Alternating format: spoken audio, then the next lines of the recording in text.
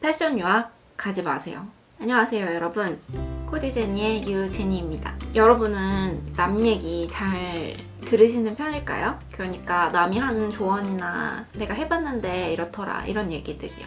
저는 대부분의 사람이 정도의 차이가 있기는 하지만 답정너라고 생각을 해요. 답이 정해져 있는 사람들 있죠. 답정너의 레벨을 봤을 때 저는 이 8, 9 정도의 답정너인 것 같아요.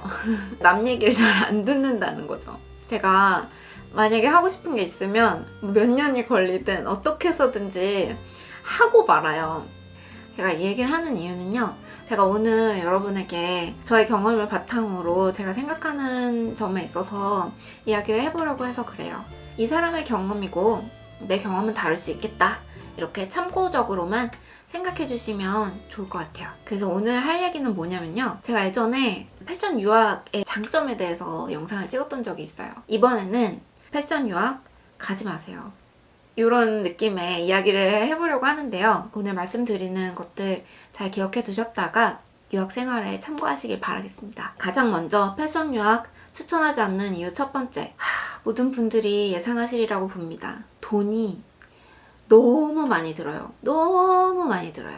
특히 패션 같은 경우 옷감을 사고 미술 재료를 사고 포트폴리오를 하나 만들고 취업을 하고 돈을 벌고 할 때까지 있어서 정말 어마어마한 돈이 듭니다. 어느 학교를 가느냐에 따라서 조금씩 다를 수는 있는데요. 저 같은 경우는 이제 미국의 패션 주립대학교를 갔어요. 학비도 좀 저렴한 편이고 그렇긴 했는데도 불구하고 대략적으로 한 1년에 1억 가까이 들지 않았나 하는 생각을 해요. 아껴서 악착같이 살 때 5천이고요. 할 거 하면서 즐기면서 산다 할 때는 1억까지 잡으셔야 해요. 저는 학교에서 근무를 할 때 적금을 들었어요. 한 달에 100만 원씩 모아서 갔는데요. 제가 학비 보태겠다 당당하게 얘기하고 갔지만 제 돈으로 학비 2-3번 내고 나머지는 전부 부모님께 빌릴 수밖에 없었어요. 우선 돈이 많이 든다는 거.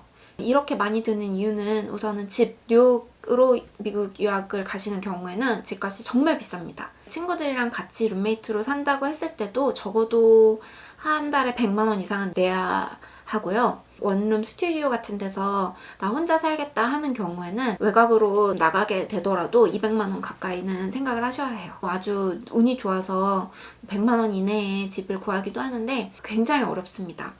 디파짓이라고 해서 3달치를 한꺼번에 내고 들어가야 하는 경우가 많아요. 우리나라의 보증금 개념과 같아요. 두 번째, 말리는 이유. 이것도 돈이에요. 돈을 모으기가 어려워요. 외국에서 공부를 하고 취직을 하고 비자를 얻고 이 과정까지는 어마어마한 돈이 듭니다. 물론 회사에서 비자를 지원해줘서 바로바로 돈을 모을 수 있는 경우에는 괜찮은데요. 그렇지 않고 내 스스로 비자를 구해야 하는 경우에는 돈이 정말 많이 들어요. 집세, 생활비, 그다음 비자에 들어가는 비용까지 내다 보면은 남는 게 없어요. 8년 동안 외국에 있다 들어오신 분이 돈도 안 모이고 너무 막막해서 다시 들어오게 됐다는 경우를 제가 들은 적이 있어요.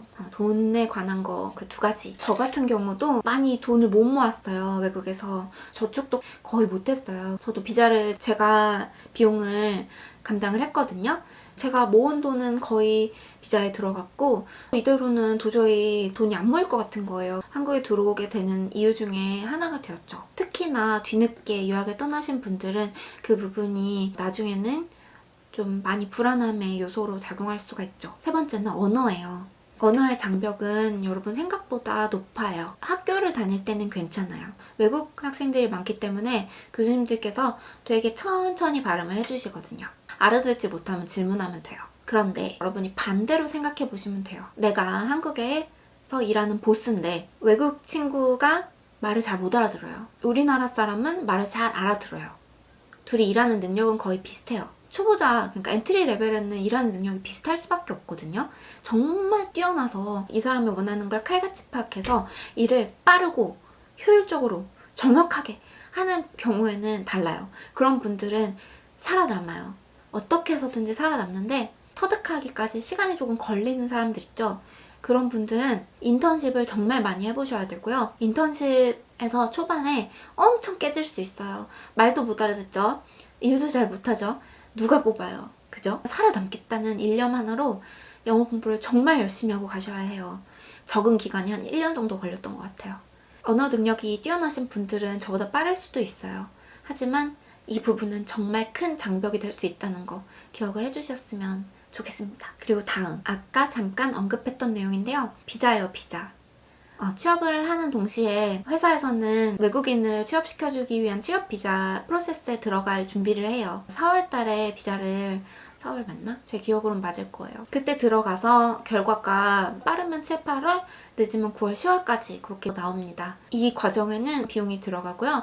회사에서는 회사의 재정 상태나 인원수나 굉장히 많은 자료들을 나라에다 보고를 해야 해요. 만약에 외국인을 뽑지 않으면 이걸 굳이 안 해도 돼요. 그런데 외국인을 뽑았을 때 나 한 명 때문에 내가 외국인이라는 이 이유 하나만으로 이 회사에서는 정말 많은 자료들을 준비해서 정부에 제출을 해야 된단 말이에요. 정말 이 사람을 놓치고 싶지 않은 경우가 아니고서는 회사에선 귀찮아하겠죠. 그래서 이 친구를 진짜 비자를 꼭 해줘야겠다는 인재로 내가 스스로 거듭나야 해요. 회사에 몸 바쳐서 일해야 해요. 그랬는데도 비자가 이게 로터리거든요. 비자를 수많이 넣은 사람들 중에서 또 뽑아요.